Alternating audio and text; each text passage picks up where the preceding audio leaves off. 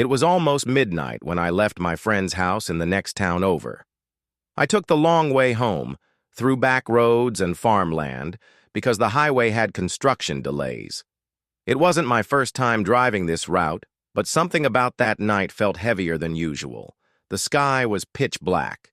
No moon, just endless road and the sound of tires on cracked asphalt. About 20 minutes in, I noticed a pair of headlights appear behind me. No big deal at first, just another late-night driver. But as the miles passed, I realized they weren't just following me. They were matching me, perfectly. If I slowed down to 45, they slowed too. If I sped up to 60, they followed, always at the same distance, too far to make out the car, too close to ignore. I started getting uneasy. I switched lanes. So did they.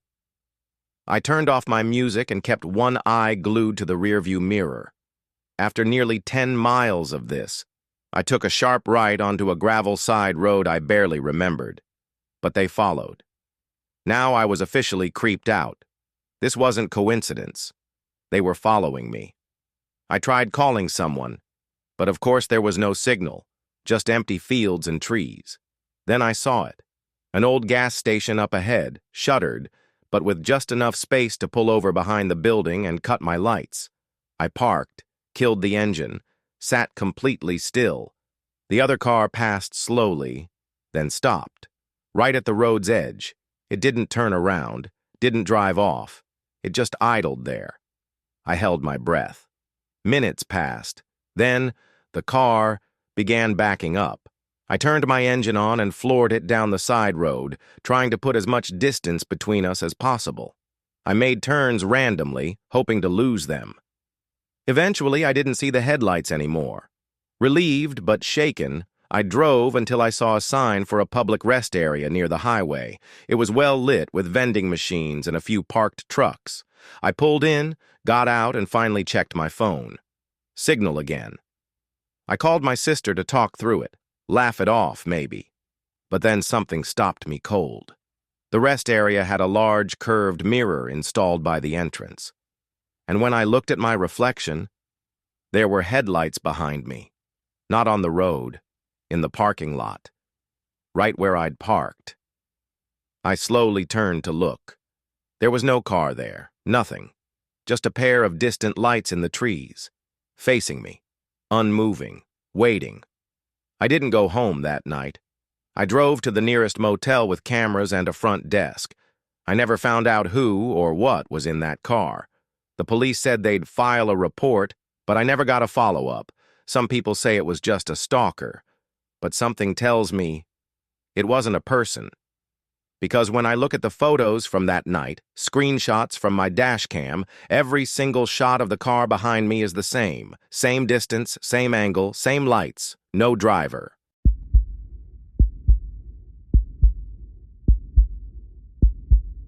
I've been doing long-haul deliveries for over a decade. You see a lot when you spend nights alone on the road, deer darting out of nowhere, sketchy gas stations, the occasional sleep-deprived hallucination. But what I saw on Route 29 wasn't in my head. It was a Tuesday night, late. I had a delivery run that took me across a mountain stretch I normally avoided after dark. Construction on the highway rerouted me through a narrow, winding 2-lane road just past mile marker 83. No towns, no service, just trees, cliffs, and a whole lot of nothing.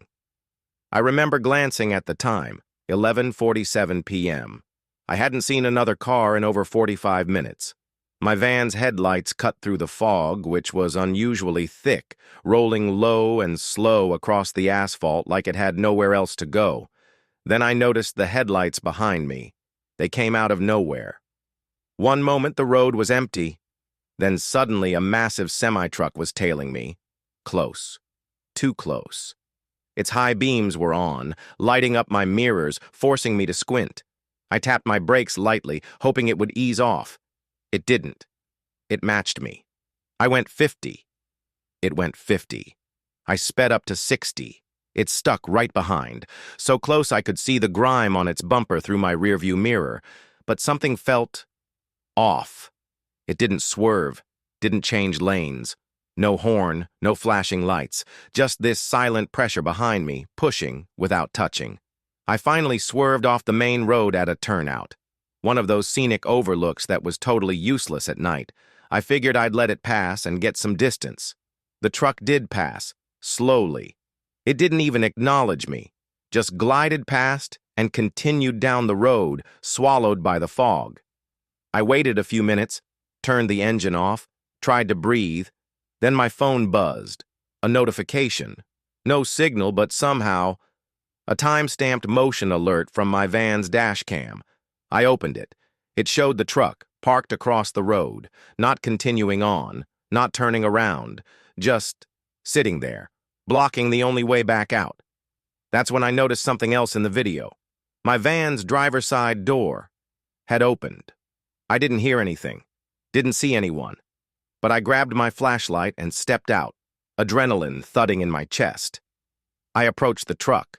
The engine was still running. No trailer, just a cab. The doors were locked, the windows tinted. I stood on my toes to peer into the driver's side. There was no one inside. No driver, no movement, just the steering wheel, and the keys still in the ignition. The engine rumbled softly like it was waiting. I backed away, heart racing. Something in me said not to stay. I ran back to my van. My door was wide open. No signs of forced entry. Nothing taken. But the seat was reclined. I locked everything, started the engine, and didn't look back. When I finally reached a truck stop around 1 a.m., I sat there in the lot under the floodlights and reviewed my dashcam footage again. The truck had followed me for exactly 13 minutes and 13 seconds, never getting closer, never falling back. And in one frame, just one. When the truck's lights hit a reflective road sign, you can clearly see something in the passenger seat. A silhouette, long arms, head tilted sideways like a dog listening for a sound, staring straight at me. I never shared the footage. I deleted it. I told my boss I won't do night routes anymore, and now, when I drive, I always check my mirrors. Because sometimes, you're not alone on the road, even if no one's driving.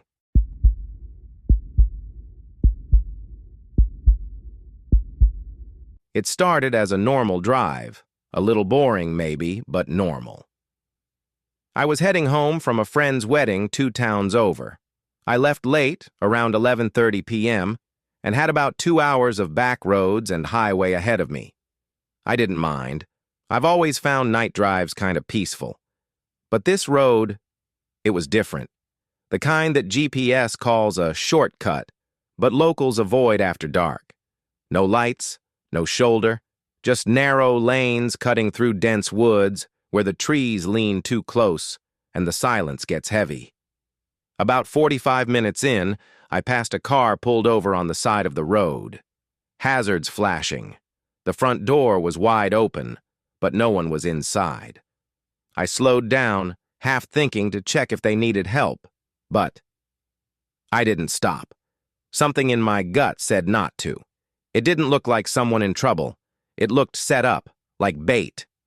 I glanced in the rearview mirror as I drove past, and nearly slammed the brakes. There was another car behind me. It hadn't been there a second ago. No sound, no lights, just suddenly, there. I thought maybe I was tired and missed it somehow, but the way it moved, too smooth, too deliberate. I sped up a little. So did they. I turned off the music. My eyes flicked between the road and the rearview mirror. The other car kept its distance, maybe 50 yards, but stayed right with me. When I changed lanes, it changed lanes. When I slowed, it slowed. But it never got close enough to pass.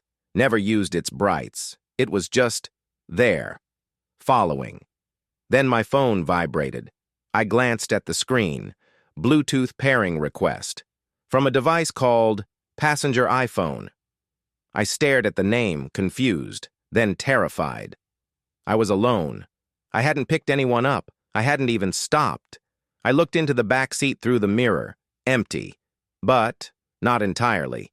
The rear seatbelt was fastened, tight, clicked into place. I hadn't buckled it. No one had been back there since I left. I pulled off at the next exit, some gas station closed, half lit by buzzing signs. I parked under the lamp, got out of the car, and opened the back door.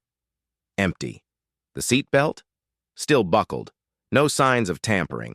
Just clicked into place like someone was sitting there quietly, riding along. I undid it slowly, half expecting something to move. Nothing did. Then my phone buzzed again. AirDrop request. Passenger wants to share a photo. I didn't accept, but I saw the preview. It was a picture of me, driving, taken from directly behind the driver's seat. I dropped the phone. Looked around the lot. No one. The other car from earlier? Gone. No sound. No engine. Just silence. I jumped back in the car and drove the last stretch way too fast, ignoring speed limits, skipping every song on my playlist, just trying to get home. I didn't tell anyone about it. I deleted the pairing alert, cleared my phone history, threw the photo into the deleted folder, and cleared that too. But the next night, I found something else. A new voice memo, time-stamped 3:17 a.m. I don't remember opening the app. I don't remember recording anything. It's 17 seconds long, just breathing for the first 12. Then a whisper. Right next to the microphone. It says, "Check again." I'm not gone. Now, I never drive at night without checking the back seat. Not once. Not ever. And I always leave the back seat folded down. So I can see. Because sometimes, it's not about who is following you. It's about what got in without opening the door.